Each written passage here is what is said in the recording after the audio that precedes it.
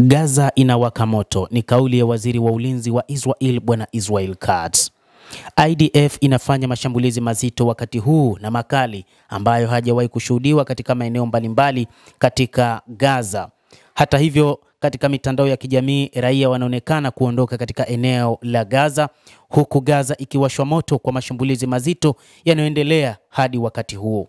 Moshi unaongezeka baada ya mashambulizi ya anga ya Israel kuharibu majengo kadhaa na minara mirefu katika jiji la Gaza. Mashambulizi ni makubwa mno wakati huu, vyombo vya habari vya mitandaoni vinaripoti. Waziri wa ulinzi wa Israel Bwana Israel Katz amenukuliwa akisema Gaza sasa imewashwa moto baada ya IDF kuripotiwa kufanya mashambulizi makali ya eneo hilo la ukanda wa Gaza. Serikali ya Kiyahudi haitokubali hadi Hamas imeshindwa, ni kauli ya waziri wa ulinzi Israel Katz wakati mashambulizi yakiwa yanaendelea. Mwezi uliopita baraza la mawaziri la usalama la Israel liliidhinisha mipango ya kuuteka mji wa Gaza, mojawapo ya maeneo machache ambayo hayako chini ya udhibiti wa IDF, hatua ambayo inaweza kusababisha unyakuzi kamili wa eneo hilo. Wakati shambulio la ardhini lilitarajiwa mwezi Oktoba, IDF imeshambulia jiji hilo kwa wiki za mashambulizi ya mabomu na kusababisha watu wengi kuhama. Wakazi wameripoti mashambulizi makali katika jiji la Gaza na viunga vyake, na usiku wa kuamkia leo wengine wakidai kuwa vifaru vya IDF vimeingia. Gaza inawaka moto, Katz aliandika kwenye ukurasa wake wa X. IDF inapiga kwa mkono wa chuma kwenye miundombinu ya kigaidi na askari wa Israel wanapigana kwa ujasiri ili kuweka mazingira ya kuachiliwa kwa mateka na kushindwa kwa Hamas. Hatutalegeza kamba na hatutarudi nyuma hadi kukamilika kwa misheni hii, anasema waziri wa mambo ya kigeni wa Israel Bwana Israel Katz.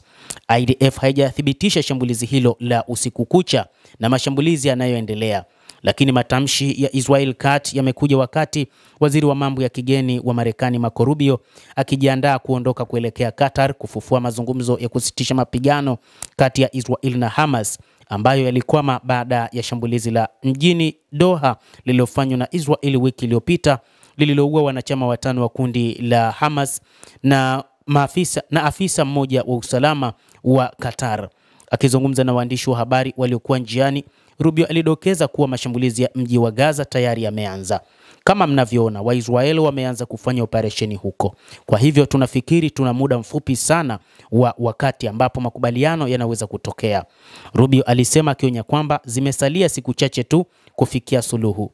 Qatar imekuwa mwenyeji wa duru kadhaa za mazungumzo kati ya Israel na Hamas kupatanisha usitishaji mapigano mwaka 2023 na mapema mwaka huu ililaani Israel kwa ugaidi na serikali baada ya mashambulizi ya wiki iliyopita, huku ikisema haitaacha jukumu lake la upatanishi na Misri na Marekani. Mpango wa Israel kukalia mji wa Gaza umelaaniwa na kimataifa na kusababisha maandamano katika taifa hilo.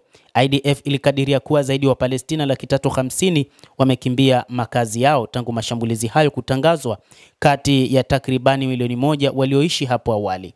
Endelea kutufuatilia mtazamaji, lakini usisahau kulike, usisahau kucomment na kusubscribe channel yetu hii.